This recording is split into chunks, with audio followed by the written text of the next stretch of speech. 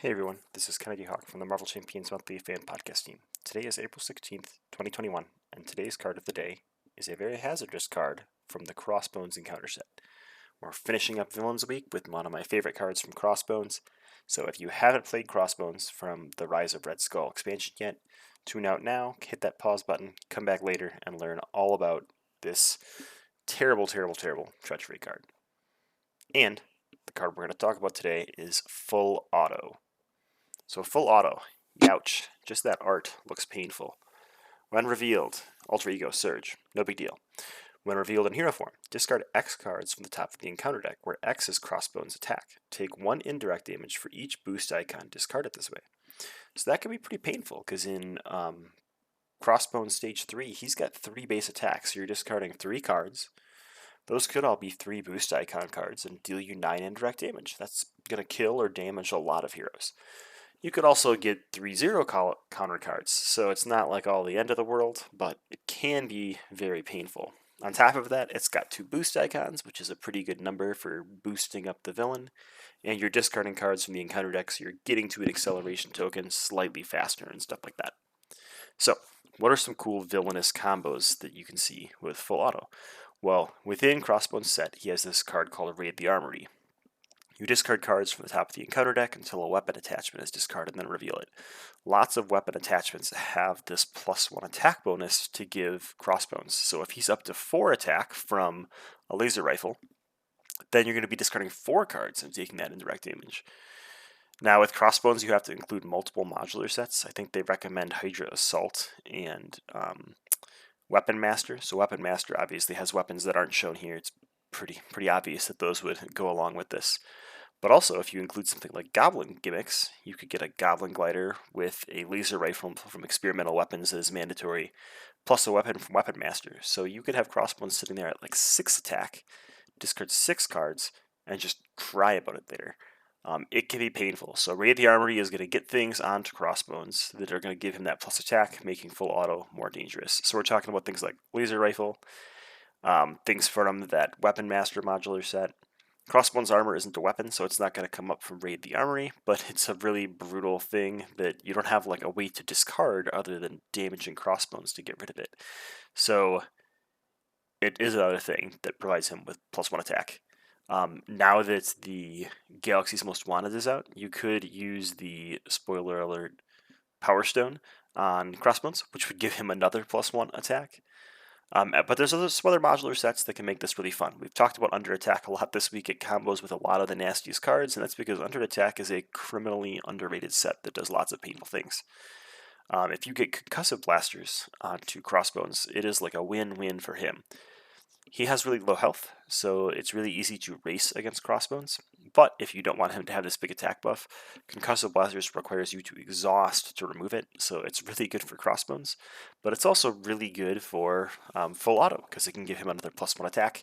It can do indirect damage to all your allies, or AoE damage through its boost effects in other cards in that encounter set. That's going to give you less places to place this indirect damage that has to be spread among you and your allies. Another modular set that I think is really good and is also fairly underrated is Goblin Gimmicks. A lot of people think Goblin Gimmicks is pretty easy because it doesn't have minions, and that may be true. But Goblin Gimmicks actually has a lot of high boost icon cards. It's also a big modular set, so maybe it adds more variability to the boost icon count, but it's got 2 cards with a 3. It's got 2 copies of Goblin Glider and 2 cards with a 2 boost icon. 2 cards with a 1, and I think 2 cards where it's just a boost ability that heals.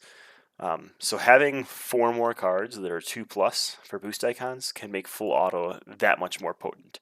On top of that, it's got a vehicle that can be pulled out and placed onto Crossbones, so you can get even more plus attacks, which can be just brutally painful. So look out for Goblin Gimmicks with Crossbones.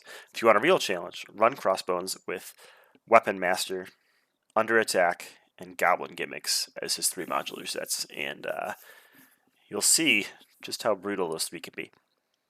Alright, so what are some things we can do as the heroes to worry less about full auto? Well, we can run lots of high health allies.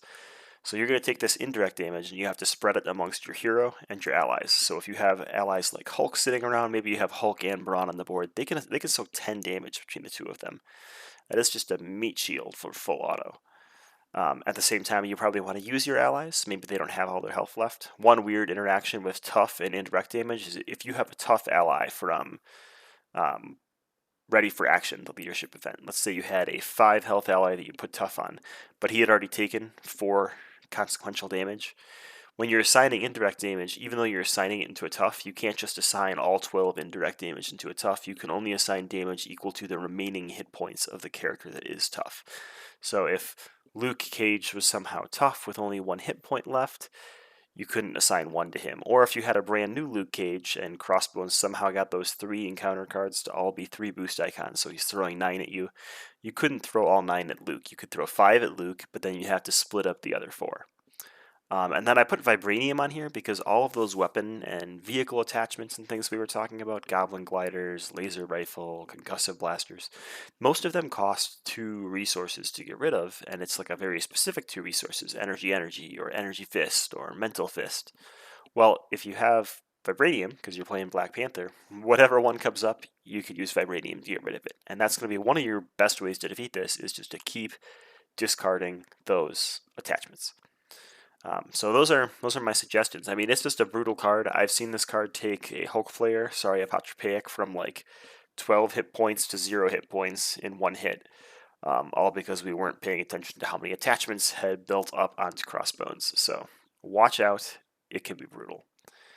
Not a lot of rules goofs you can make here, so don't forget how indirect works, especially with tough. You can't just assign it all to one character. If you have Stinger left with 1 life, and no tough, you still can't assign all 12 damage to her. You have to spread it where it will actually deal the damage until it overwhelms you and you lose. And don't forget to count the plus attack from all of his upgrades, or if there's ever like a side scheme that increases the attack of all Hydra minions or Hydra characters or something like that.